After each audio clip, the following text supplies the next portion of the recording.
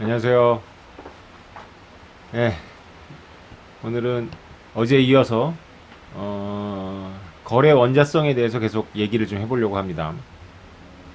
어제 내용이 좀 어려우셨죠? 그게 이제 그 기술적으로 이제 좀 익숙하지 않으신 분들은 막 갑자기 시간이 어쩌고 막 나오니까 이제 유닉스 타임 뭐 이런 거 나오니까 이제 좀 거부감이 있으실 텐데 이게 아주 굉장히 간단한 겁니다. 근데 이제 그걸 더 설명할 수도 있지만 이제 대부분 여러분들께서 이제 기술적인 거에 익숙하지 않다면 이제 우리가 생활의 지혜로 이걸 이제 이해할 수도 있거든요. 먼저 뭐 어떤 경로가 됐건 먼저 이해하고 나면 뭐 이제 나중에는 이제 이게 개념이 생기면 이제 대충 이제 그 이해할 수가 있어요. 그래서 라이팅 네트워크는 좀 나중에 설명드리도록 하고 오늘은 그 스마트 컨트랙을 만들기 위해서 우리가 세상을 이제 보는 이제 관점을 하나 제가 소개를 해드릴게요. 그게 뭐냐면 상태와 사건입니다. 상태와 사건. 그러니까 이제 이더리움은 어떻게 정의되는 그 월드 컴퓨터냐면 사건으로서 상태의 변화를 가져오는 컴퓨터다 이렇게 정의할 수 있거든요. 무슨 말인지 하나도 모르겠죠. 여러분 이혼율에 대해서 통계를 보시잖아요 언론에서. 그러면 이혼율 통계를 보시면서 이제 뭐 우리나라 이혼율이 얼마다 뭐 이런 얘기를 들으면 여러분들이 이제 와 이혼 되게 많이 한다 이렇게 생각하실 수 있을 거예요. 근데 이게 이혼율이 기본적으로 그 결혼한 사람들 중에서 이혼한 사람들의 숫자잖아요. 그런데 이게 이혼이라는 거는 사건에 해당하는 거고 결혼이라는 거는 이제 상태에 가깝습니다. 결혼은 여러분이 여러분 배우자하고 매일 아침마다 결혼 서약을 하진 않죠.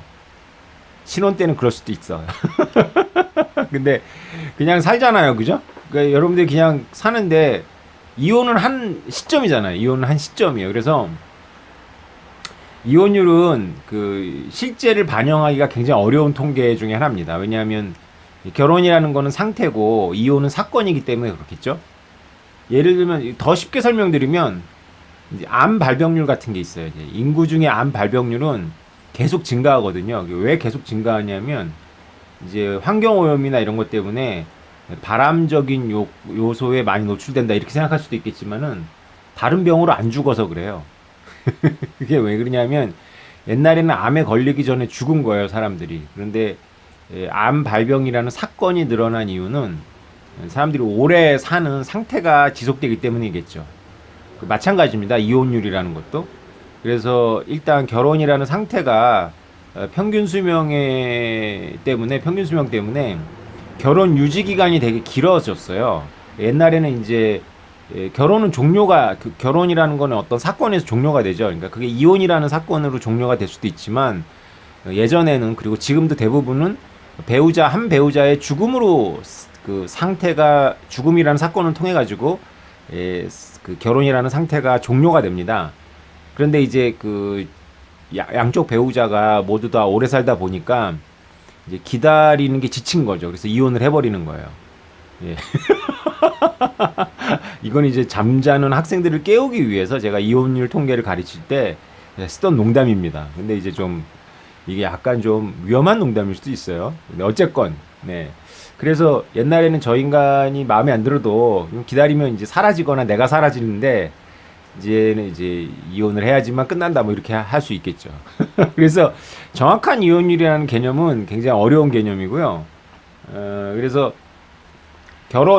결혼하는 쌍 중에 이혼 쌍 뭐 이렇게 돼버리면 그것도 이상한 게 그 결혼하는 쌍이 오래 결혼한 쌍이 오래 이혼하는 게 아니잖아요, 그죠? 그래서 이혼은 과거 누적된 결혼한 쌍들 중에서 일어나는데 이혼은 과거 누적된 쌍들 중에서 일어나는데 결혼은 늘 새로운 이제 쌍들이 만들어지는 거니까 단순 결혼식이 몇 번 있었느냐, 그러니까 결혼 신고가 올해 1년에 몇 번 있었는데 이혼 신고는 몇 번이다. 뭐 이렇게 계산해서 단순하게 이혼율을 계산하는 게 가장 이제 오해를 많이 유발하죠. 그래서 이제 어떻게 계산하든지 간에 이혼율은 계산이 되게 어렵다. 뭐 이런 걸 이제 통계를 가르치면서 학생들한테 가르칩니다. 근데 그것도 이제 어떻게 보면 이제 상태와 사건에 대한 개념이거든요. 그래서 이더리움이 그 사건을 통해서 상태를 그 바꾸는 월드 컴퓨터다 이렇게 정의를 내리면 여러분들이 딱 무슨 말인지 모르실 텐데 스마트 컨트랙이라는 것 자체가 사건을 통해서 상태를 변화시키는 거예요. 그래서 사건을 통해 상태를 변화시키는 스마트 컨트롤을 여러분들이 머릿속에서 이렇게 개념을 확실히 잡으면 이제 사람들이 스마트 컨트롤 얘기한다거나 뭐 혹은 여러분들이 이제 이 관련한 업계에서 이제 여러분들 업종에서 이 관련한 스마트 컨트롤을 적용한다거나 뭐 이렇게 됐을 때 여러분들이 모두 코드를 이해할 필요는 없잖아요. 그죠?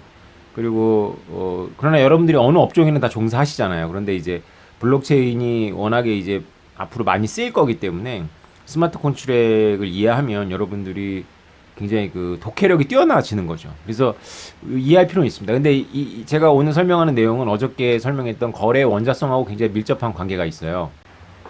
왜 거래의 원자성하고 밀접한 관계가 있냐면은 세상을 쪼개서 보는 거죠. 그래서 어떤 사건이 일어났는지 일어나지 않든지 둘 중에 하나여야 되거든요. 그러니까 그 원자성이라는 거는 그 중간에 애매한 상태가 돼버리면 이제 분쟁이 발생한다거나 해커가 이거를 가지고 활용해서 부당한 이익을 취할 수가 있어요. 그래서 거래의 원자성이 굉장히 잘 정의가 돼야 돼요.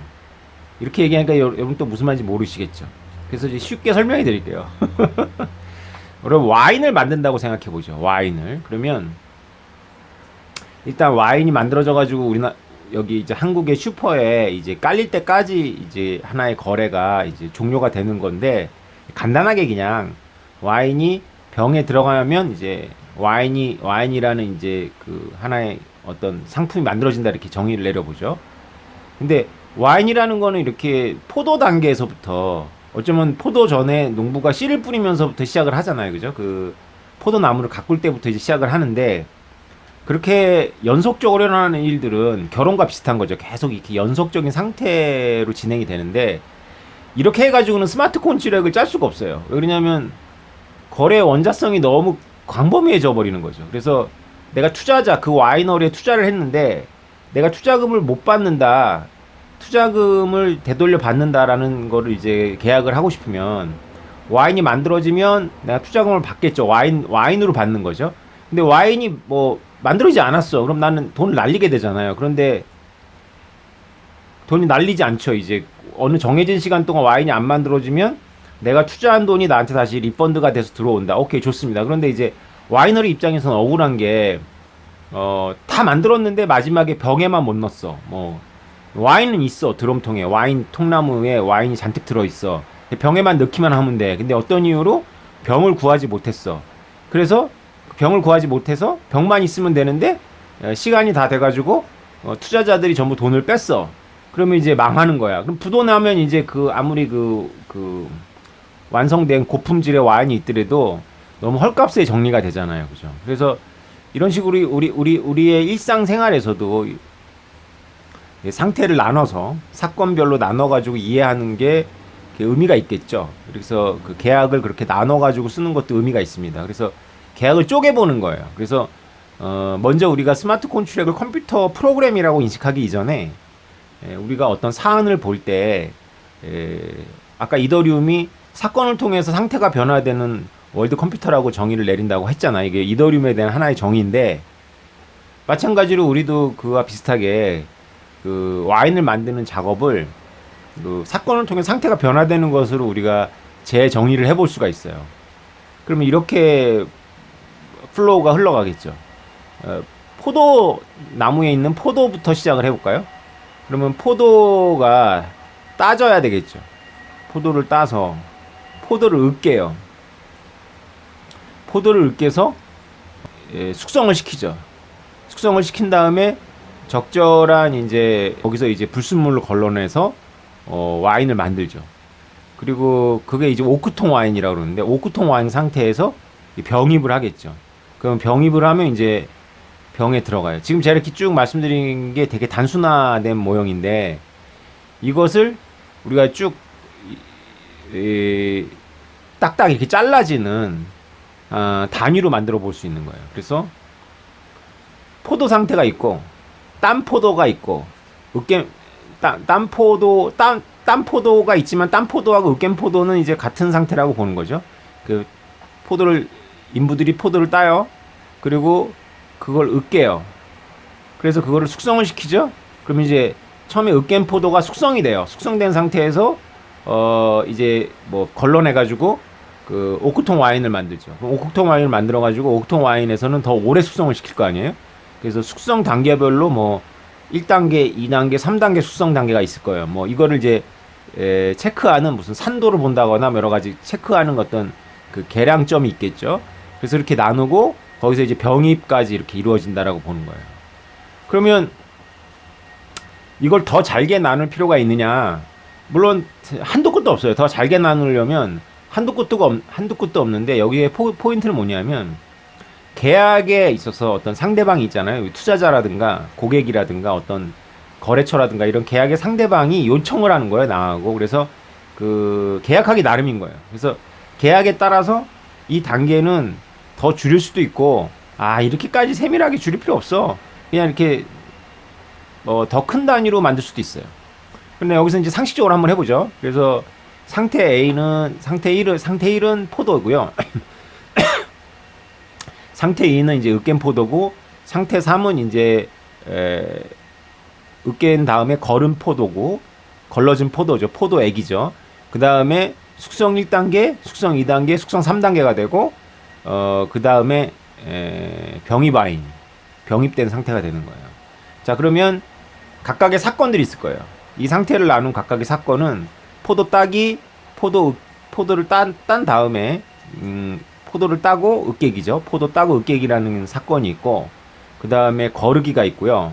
그 다음에 뭐 저는 와인을 잘 몰라서 숙성 1, 2, 3단계마다 뭐 그 재는 게 있겠죠. 예를 들어 산도라든가 뭐 여러 가지 뭐 화학적인 분포를 보면서 계량을 하겠죠. 그래서 계량해 주는 단계들이 그 각각의 그 계량 수치에 따라서 나올 겁니다. 그 다음에 이제 병에 넣는 거죠. 병입이니까 병에 넣는 거예요. 병에 넣으면 이제 와인이 완성이 됐는데, 경우에 따라서는 마지막 단계에서 병에 넣기 전에 그 와인 감별사가 시음을 한 다음에 와인의 등급을 매길 수가 있겠죠. 그래서 와인의 등급에 따라서 병에도 라벨이 따로 붙을 수가 있겠죠. 그래서 1등급은 뭐 1등급이라는 라벨이 붙고, 2등급은 2등급이라는 라벨이 붙고, 3등급은 3등급이라는 라벨이 붙겠죠. 그래서 병입 전에 감별이라는 게 있을 수 있는데, 감별하고 병입을 그냥 공통의 사건이라고 정의를 내릴 수도 있어요. 왜냐하면 굳이 병입을 따로 뗄 필요는 없는 거거든요. 우리 눈에는 되게 두드러진 사건이지만 계약적으로 의미가 있는 사건은 아니니까. 그래서 병입 과정이 보통 이제 감별 과정이죠. 그래서 이제 숙성이 끝나면 이제 감별한 다음에 라벨에 따라서 병에 넣는 거죠. 이런 식으로 이제 그 상태를 나누는 거예요. 그럼 이 하나의 상태가 이제 사건의 원자가 되는 거죠. 그러면 이 상태에 따라서 대응하는 장부를 가질 수 있어요. 그래서 이 장부의 상태도 변하는 거죠. 그래서 이렇게 사건을 나눈 다음에 블록체인 상에서 투자자가 투자한 투자 금액의 상태가 변하는 거예요. 그래서 내가 포도를 처음에 따면 이 투자금의 10%가 와이너리의 투자금으로 이제 그 락이 풀리는 거죠. 그리고 으깬 상태에서 이제 뭐 거르고 나면 또 5%가 풀리고, 숙성 단계에서 이제 제대로 숙성이 되면 또 5%가 풀리고, 5%가 풀리고, 그리고 이제 나중에 등급이 A등급이 계약서대로 전체에서 1등급이 몇 퍼센트 이상 나오고 2등급이 몇 퍼센트 이상 나오면 그거에 따라서 투자금이 또 와이너리에 입금이 되는 거예요.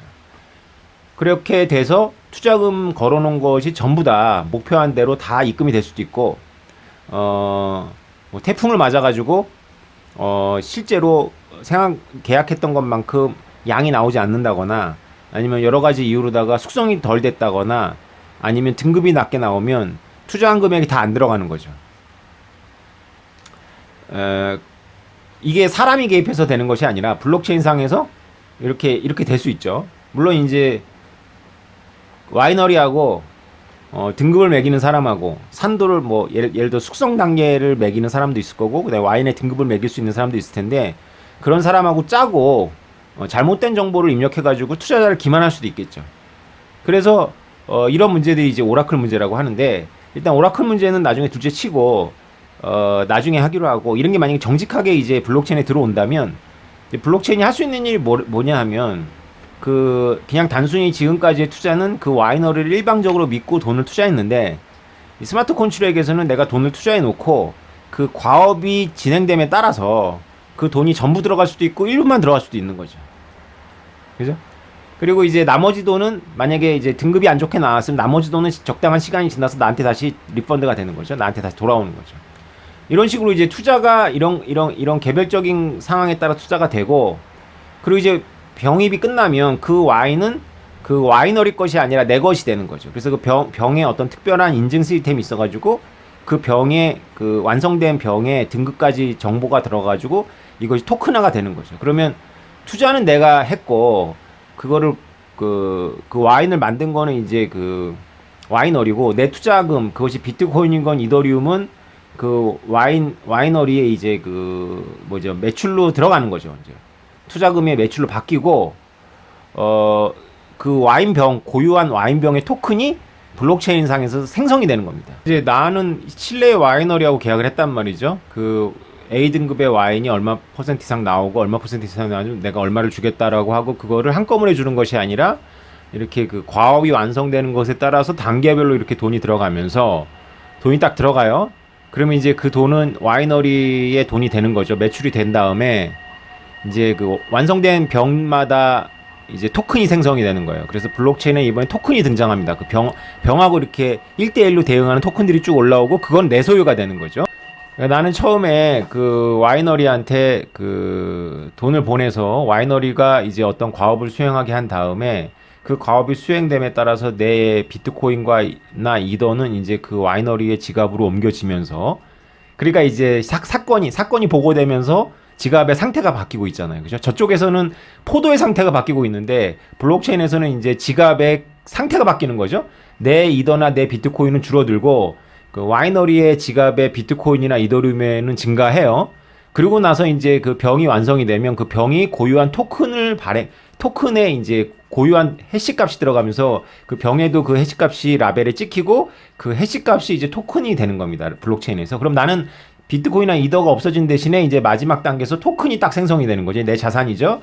그러면 이 토큰의 가격이 이제 이것은 이제 이 시장에서 이 블록체인이 기반이 되어 있지만 이제 그 서플라이 체인 시장에서 내가 팔 수도 있고 팔지 않고 가지고 있을 수도 있어요. 근데 이제 그 병이 칠레에서 이렇게 쭉 올 거 아닙니까? 이제 그 다음부터 이제 또 다른 상태가 펼쳐지죠. 그래가지고 이제 트럭에 의해 가지고 항구에 운반이 되고 항구에서 배에 실린단 말이죠. 와인이 이제 온도에 민감하잖아요. 그리고 칠레하고 우리나라 사이에까지 배가 오는 동안은 적도를 지날 거 아닙니까? 그죠?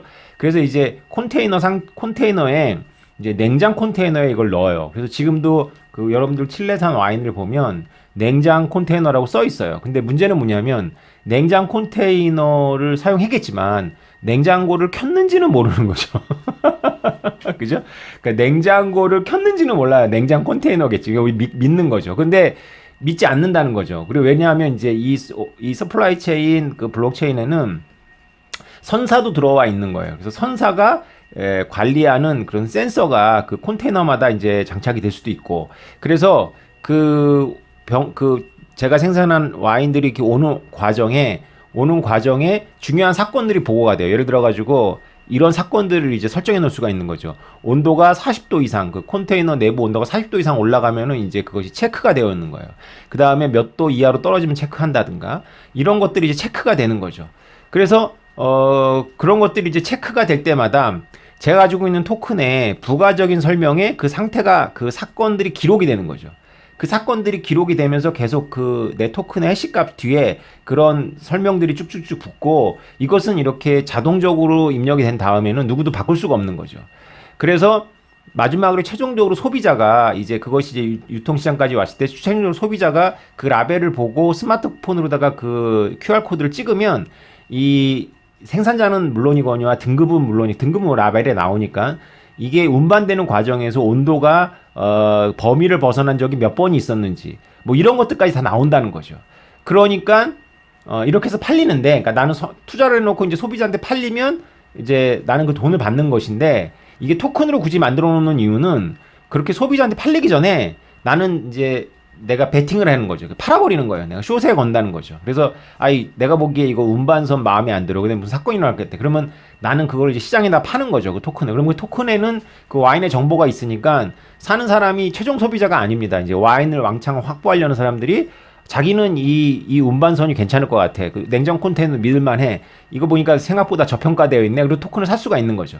그렇게 거래가 되는데 이거는 이제 이 원리적인 이야기고 실제로 펼쳐질 거는 이제 도박사들 이야기 제가 했잖아요. 그냥 이 토큰들이 그냥 계속 거래가 됩니다. 그 중간에는 이제 최종 소비자랑 그 유통업자도 아니고 최종 소비자도 아니고 그냥 투기적 목적으로다가 계속 거래를 하는데 그 거래 가격은 이제 수요와 소비가 만나가지고 만드는 거니까 비트코인처럼 이렇게 요동을 칠 텐데 계속 결정적인 사건들이 보고가 되는 거예요. 예를 들어가지고 이 배가 오다가 해적한테 납치가 됐어요. 해적한테 납치가 되는 사건이 보고가 될 거 아닙니까? 그럼 해적한테 납치가 되는 사건이 보고가 되면 이 가격이 어떻게 되겠어요? 예, 다 팔라고 그러겠죠. 토큰 다 팔라고 하겠죠. 토큰 다 팔라고 하니까 가격이 폭락할 겁니다. 뭐 이런 식으로 이제 이 서플라이 체인이 구성이 되는데 여러분들 제 얘기를 잘 들어보면 어떤 것들은 프로그램이 해결하는 것 같고 어떤 것들은 시장이 해결하는 것 같고 막 정신이 하나도 없죠. 예. 정신이 하나도 없어요. 그러면 이게 만약에 우리가 곧 임박할 미래라고 봤을 때 기존의 무역과 무엇이 다른지를 여러분 잘 생각해 보셔야 돼요. 기존의 무역과 뭐가 다르죠? 혹은 기존에 우리가 투자하고 뭐가 다르죠? 예. 여러 가지 차이점이 있는데요. 크게 세 가지만 다뤄볼까요? 크게 세 가지는 이런 거죠. 이제 중개인이 없어요. 이 거래를 크게 중개한다는 은행이라든가, 주식 증권 거래소라든가 이런 게 없어요. 그러니까 중개인이 없으니까 두 번째 특징은 불특정 다수가 여기 참여합니다. 불특정 다수가 참여하고 또 하나의 특징은 우리는 여태까지 이제 삼성전자의 주식을 사는 거죠. 삼성전자의 주식을 사면 삼성전자가 그것을 가지고 뭐 인건비도 쓰고 막 쓰면서 뭐 삼성전자가 뭐 반도체도 하고 휴대폰도 하고 막 해서 우리는 종합적으로 투자를 하는데 이 스마트 콘트랙과 블록체인이 가져올 미래는 삼성전자에 투자하는 게 아니에요. 삼성전자가 하는 하나의 활동에 투자할 수 있고요. 그 활동 중에서도 하나의 물품에 투자하는 거예요, 제가. 이해가 되시죠? 그래서 단지 그 피어 투 피어만이 되는 것이 아니라 사람 대 사람 간에 중개인이 없이 최종 소비자가 바로 나는 와인을 너무 좋아해서 나는 투기적 목적이 아니라 내가 그 와이너리의 와인을 꼭 확보하고 싶어서 미리 이더나 비트코인을 사서 보내놓고 병입이 딱 되면 내가 그 토큰을 딱 확보하고 있다가 나중에 유통에 딱 나왔을 때 토큰 딱 제시하고 내가 그냥 바꿔가면 되는 거예요. 이게 이제 원래 모델인데 이 토큰이 중간에 거래가 되겠죠. 그런데 그런 경우보다는 이제 투기적 목적에 의해 가지고 막 이렇게 선물 그냥 세계 유통망 하나가 그냥 시카고 선물 거래소가 되는 겁니다. 그런데 중개인이 없고 심판자도 없고 공식적인 화폐도 없어요, 여기. 이게 충격적이죠. 공식적인 화폐가 없어요. 달러, 위안화 이런 게 쓰이는 게 아닙니다. 프로그래머블 머니가 쓰여야 되는 거니까 비트코인이나 이더나 뭐 여러분 리플이나 에이다나 뭐 이런 게 쓰인다는 거죠. 그죠? 예. 심지어는 참치도 쓰일 수가 있어요. 다이아몬드도 쓰일 수가 있고 그것이 이렇게 코드화돼서 올라오기만 한다면 중요한 건 뭐냐면 중개인이었고 부트론 다수가 참여하고 그 다음에 프로덕트별로 내가 투자를 하는 거죠. 프로덕트별로 회사에 투자하는 것이 아니라 회사의 종합적인 미래에 투자하는 것이 아니라 그 활동에 투자할 수 있는 거죠. 그 프로덕트별로. 여러분 이런 미래가 올까요? 여러분 어떻게 생각하세요? 근데 이런 거대한 미래는 어제 제가 말씀드렸지만 에펠타워라든가 런던 탑이라든가 혹은 뭐 한강대교처럼 이런 거대한 구조물이에요. 제가 말씀드린 거. 근데 이 구조물에 대해서 이 비트코이너라든가 이더리움 스마트 콘트랙을 연구하는 그 엔지니어들은 크게 고민하지 않아요. 그들이 고민하는 건 오히려 거꾸로예요. 야, 원을 만들 수 있냐? 삼각형을 만들 수 있냐? 네모를 만들 수 있냐? 야, 그 와인의 상태가 딱 변할 때마다 정확하게 그 계약대로 이더나 비트코인이 뚝 와이너리에 떨어지고 와이너리가 어떻게 이거를 안 속이고 거래의 원자성이 딱 구성이 되지? 뭐 이런 걸 고민하는 거예요. 그런 것만 딱 고민을 하면 지금 제가 여러분한테 펼쳐진 이 마술 같은 세계는 그냥 온다는 겁니다. 여러분들은 이들의 생각이 참 치기 어리고 어이없다라고 생각할 수 있는데 17살의 비탈릭이나 몇 살인지 모르는 사토시 나카모토나 저나 이런 플레이어들은 그냥 비트코인을 깨닫고 바로 이런 세계를 생각한 거예요. 이게 된다고 보는 거예요. 저는 이제 옛날에 무역회사도 좀 다녔었고 뭐 잡다한 공부를 했기 때문에 대충 알거든요, 이 세계를. 그러니까 대충 조금만 알아도 비트코인의 원리하고 이더리움의 스마트 컨트랙 원리를 딱 알면 바로 이게 지금 머릿속에 막 돌아가는 거예요. 와, 중개인도 없고 부정 다수고 공시적인 화폐도 없어서, 그리고 이거는 그냥 뭐야, 주식에 투자하는 것이 아니라 그냥 개별 품목에, 개별 사건에, 개별 생산물에 투자를 하네. 그것도 불투명 다수가. 그리고 시장이 막 돌아가고. 제가 오늘 엄청난 사실은 이야기를 한 건데요. 이걸 또 다 분해해가지고 또 여러분 설명을 좀 드릴 기회가 있을 겁니다. 네. 오늘은 여기까지 하고요. 어제가 너무 어려워서 어제 그걸 내가 왜 공부해야 되는지를 모르실 것 같아서 제가 오늘 좀 이렇게 또 청사진을, 판타스틱한 청사진을 그려놓고, 이걸 하기 위해서는 어제 했던 그런 시간과 그 다중키, 수평적인 다중키하고 시간을 가지고 이 천재들이 거래의 단위들을 만들어내는 거예요. 그리고 거래의 단위들만, 기본적인 모형들만 만들어지면 큰 문제 없이 이런 거래를 짤 수가 있는 거예요. 그래서 내가 1년 전에 1년 후나 2년 후에 나올 와인에다가 미리 투자를 해놓으면 그 과업이 1년 동안 진행되는 과정에서 신뢰를 그렇게 할 필요 없이, 내가 그 와이너리를 크게 신뢰할 필요 없이, 사건에 따라서 돈이 가거나 사건이 갔는데도 돈이 안 가면, 사건이 진행되지 않으면, 상태가 변화되지 않으면 내 장부 상태도 변화되지 않고 내 돈은 그냥 그대로 나한테 다시 돌아오는 거죠. 그래서 일을 해야지 내 돈을 받는 거예요. 뭐 이런 식으로 제가 지난번에 그 영상에서 그 건축업자하고 한 거는 이걸 되게 단순화해 가지고 얘기를 했더니 거기에 댓글이 뭐 그 정도 수준밖에 안 되냐, 그 과업이 얼마나 세부적인 것들이 필요한데, 야, 우리 알고 있습니다. 그러니까 10분짜리로 만들려니까 하는 거고, 우리가 더 잘 알아요, 그거에 대해서. 그걸 거래 원자성이라고 합니다. 이제 이해하셨어요? 거래 원자성이라 해야지 다 쪼갭니다. 다 쪼개서 이것을, 이 거래 안에는 네모가 있는지 세모가 있는지 동그라미 있는지 연구해가지고, 그것들이 만약에 시간이 축하고 다중지갑으로 해결이 가능한지를 연구하는 거예요. 안 되는 것들도 있어요. 외부에서 정보를 줘야 되는 거. 감별사가 딱 와인을 먹고 등급 매기는 거. 이거 와이너리가 매수해가지고 이거 엉터리 점수를 올리면 내 이더나 내 비트코인 다 와이너리가 가져가고 형편없는 와인이 저한테 전달되는 거죠. 근데 이거는 꼭 블록체인으로 해결할 필요가 없어요. 이거는 인문학이거든요. 이거는 호혜성. 그렇게 한 번은 할 수 있겠지만 그게 블록체인의 또 히스토리가 됩니다. 그래서 다른 사람들이 그 와이너리를 상대로다가 투자를 안 해주는 거죠. 그럼 와이너리는 나한테 한번 사기치고 돈 다 앞으로 그 포도동산 못 짓는 거죠. 그렇기 때문에, 신뢰 때문에 그 감별사도 이제 사람들이 안 쓸 거 아닙니까? 그러니까 우리가 이제 이 비트코인이라는 거나 이더리움이 새로운 세상을 만드는 거긴 하지만, 기존에 있었던 문명을 다 무시하고 만드는 게 아니라 우리 인류가 만들어냈던 기존의 신뢰 시스템 위에 또 하나의 혁신이 올라간다고 이해하셔야 되는 거죠. 그렇게 종합적으로 보셔야 됩니다. 네. 여러분들, 비가 오고 오늘 마침 제 파트너께서 기다리고 있는 사업 제안서 초안을 늦게 보내주셔가지고 짬이 났습니다. 이제 우리 사업 초안서 완성되면 저나 뭐 하여튼 우리 파트너들과 막 뛰어다니고 토론하고 가지고 다니고 사람 설득하고 다니느라고 아마 정신이 없을 거예요. 그래서 언제 또 다시 찍을 줄 몰라서 찍을 수 있을 때 열심히 찍고 있는 중입니다. 네, 굉장히 진도 지금 많이 나갔습니다. 여러분 졸업을 곧 앞두고 있는 것 같아요. 네, 오늘 여기까지 말씀드릴게요. 여러분 좋은 하루 보내세요. 감사합니다.